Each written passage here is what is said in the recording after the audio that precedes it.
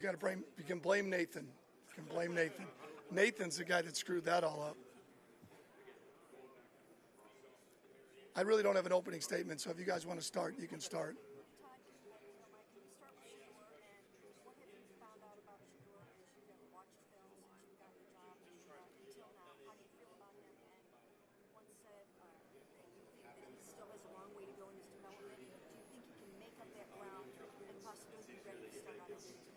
Sure he can.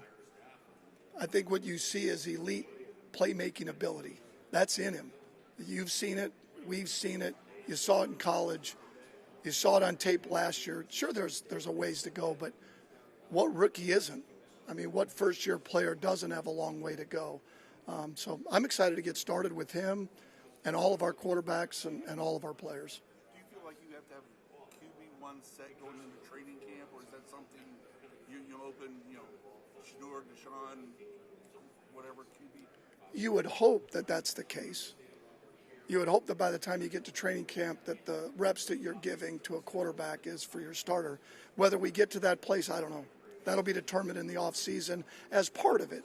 It's just another part of the piece. I haven't heard you use the phrase open competition yet at that position. Is there an open competition? Sure. I think it's an open competition. I mean, I don't know why it wouldn't be an open competition. And I don't mean that saying it harshly, but I don't think there's enough on film over the last couple of years, one way or the other, to say, boy, we have a starter quarterback yet, whether internally or externally. Do you feel it's important to add an external quarterback to that mix? I wouldn't say it's important to, but we're going to do our due diligence to make sure that our roster, that we put ourselves in the best position we can to score points, which starts with that position. Todd, you've been busy assembling your staff, but have you been able to familiarize yourself with the entire roster through video review? No.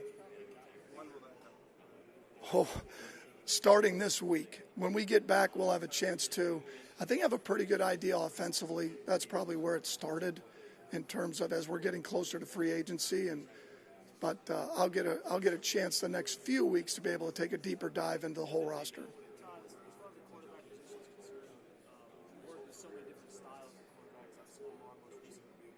But, you mentioned the one thing you look for is kind of that it factor. But, when you're evaluating guys, especially coming out of college, what are, the traits that you're looking for?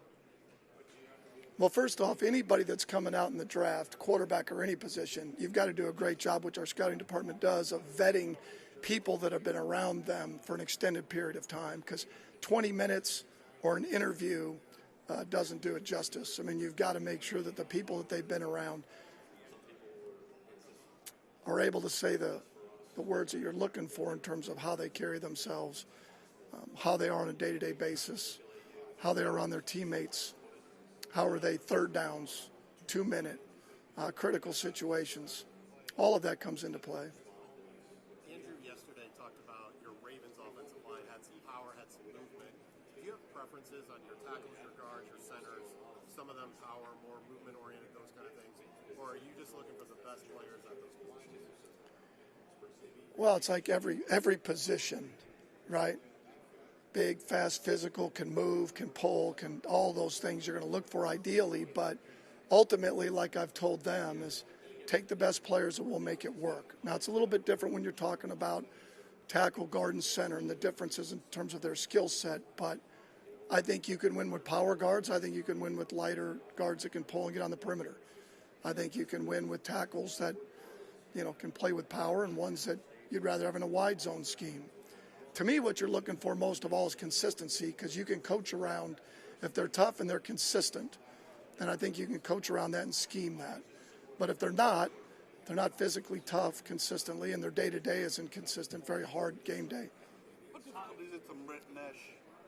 Defensive side is almost all returning coaches from last year, except for Mike. And then the offensive side, it seems like it's a lot more guys coming. What's that meshing process like of meshing different personalities, different backgrounds, all of that together? Well, it's part of it. I mean, I do think when you're putting a staff together, you're talking about developers, and then there's schemers. I mean, there's And then if you're lucky enough to find guys that are elite at developing and scheming, a lot of times they end up being coordinators or head coaches. So you got to have a great mix of those two that not only develop your roster, but then game day or during the week leading up to game day, you put your best foot forward in terms of tactically getting after opponents. So I think we've got a great mix of this. But this is also the NFL, and everybody's paid to do a job. So the mix is real simple, right? I mean, we'll never forget that we have a job for our players and developing our players and coming up with the best plan possible.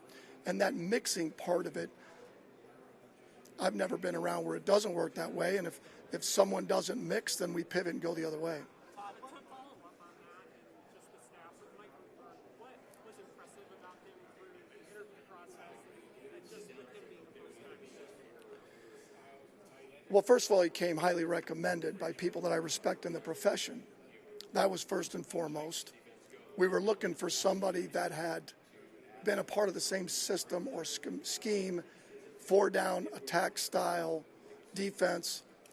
And so we started with that, because you're going to start people that were a part of that, coaches that were a part of that scheme, and see if they fit what we're looking for in terms of leading the men in that room on that side of the ball. Or you interview others that aren't really part of that scheme, but you feel like are the right guys in front of the players and our staff, but would learn that style. And we found a number of candidates we thought fit that. And when he interviewed, his energy, his juice, his vision for not only what we had from a player's standpoint, but what they'd done in the past and how he felt like he could take another step forward. And it just popped. What's that? How much time do we have? Oh, he's elite in a lot of areas. I've said this many times. He's got a gift for confronting anything that gets in the way of winning football without being confrontational. He just does. It's unique. He doesn't let it, linger. He'll come right down the hall and say, this isn't good enough. What can we do to change it? Where are we at? And the other thing is the off season's no joke. John, it's football every day, man. It is. How are we going to get better? Every year I was with the Ravens, it was offense 2.0, offense 3.0. What are we going to do to improve? Take advantage of our players' skill set. So he's nonstop. He's about winning football. Todd, in terms of John made it clear that the Giants wanted to be soft. I'm sure your head thinking about that. Come and when you starting to look at the Giants and Jackson Dart closely. Of course. Of course. I was hopeful that I would get the Cleveland Browns head coaching job. That'd be silly to say that I wasn't hopeful of that. But I was excited to go to New York with Coach.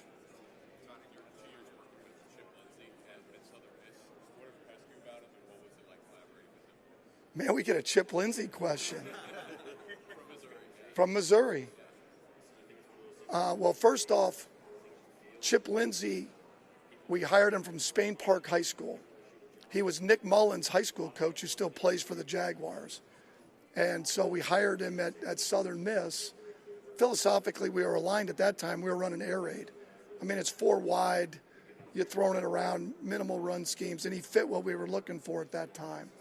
But he's an elite football coach, connects with the players, great staff guy, adaptable systematically. He's not aligned to just one scheme.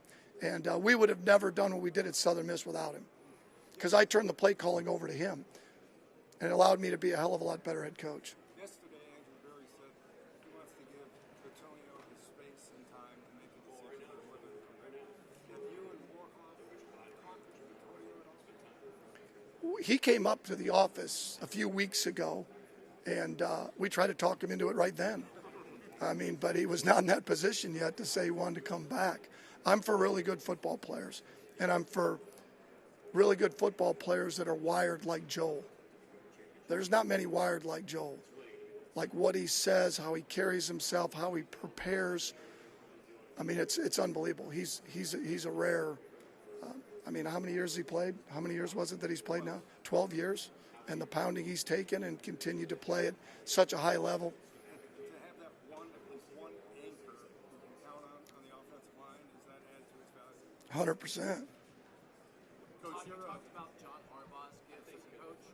What do you think your best gifts are as a coach? Oh, I'm not very good at talking about me. I don't know. Maybe a lot of guys are. I don't know. It's coaching football.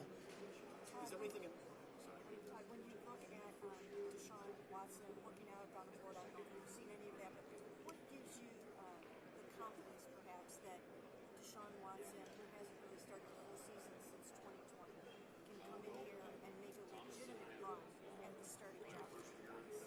I think any time that you have a player that at one time has exhibited the skill set at an elite level, I think you're always going to give them the benefit of the doubt that somehow we might be able to get that out of them again. And I think that's how you should look at every player. I've said that. You guys have heard me say it. I'm going to let it play out. I think it'd be completely unfair, just like it would be in any classroom setting, be it a history exam, and all the students walk in, and before they're actually given the exam, you give them a grade. Well, how would you give them a grade? Based on male, female, race, how they look, how they're dressed? I think that's unfair. Now, you're going to have some preconceived notions, obviously, because we have prior evidence, but that's up. I don't decide who plays. The players decide who plays. I've never decided who plays.